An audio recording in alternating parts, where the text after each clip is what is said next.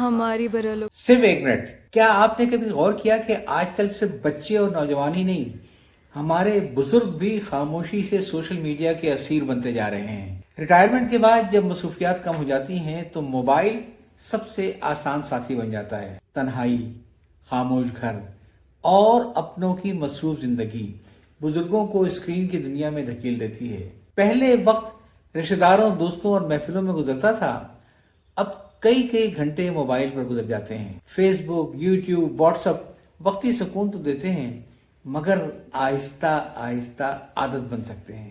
بہت سے بزرگ پرانے دوستوں کو تلاش کرتے کرتے ورچوئل دنیا سے جذباتی وابستگی پیدا کر لیتے ہیں۔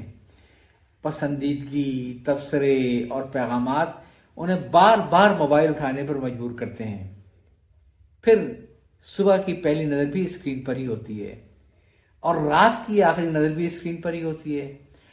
آہستہ آہستہ حقیقی زندگی کی دلچسپیاں ختم ہونے لگتی ہیں۔ آنکھوں پر دباؤ بڑھتا ہے، گردن اور کمر میں درد ہونے لگتا ہے، نیند متاثر ہوتی ہے۔ اگر انٹرنیٹ بند ہو جائے یا موبائل ساتھ میں نہ ہو تو بے چینی اور چڑچڑاپن بڑھ سکتا ہے۔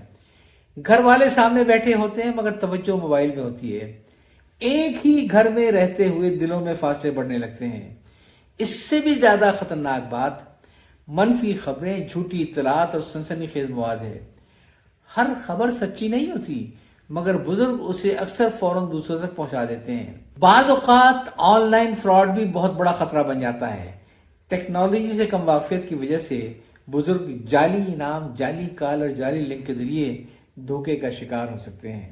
اس مسئلے کا حل موبائل چھین لینا نہیں ہے، اصل ضرورت سمجھنے، سننے اور ساتھ دینے کی ہے۔ ماہر سے بات کرنے کے لیے ہمیشہ کلینک جانا ضروری نہیں ہے۔ مناسب رہنمائی گھر کے آرام دہ ماحول میں بھی حاصل کی جا سکتی ہے۔ اس سے بزرگ سوشل میڈیا کا متوازن استعمال سیکھ سکتے ہیں، اپنی تنہائی کو بہتر طریقے سے سمجھ سکتے ہیں، حقیقی رشتوں اور سرگرمیوں کی طرف دوبارہ لوٹ سکتے ہیں، اور سب سے بڑھ کر انہیں یہ احساس ہوتا ہے کہ وہ اکیلے نہیں ہیں۔ یاد رکھیے، ہمارے بزرگ صرف ہمارے ماضی کی یاد نہیں، ہمارے خاندان کا تجربہ، وقار اور سرمایہ ہیں۔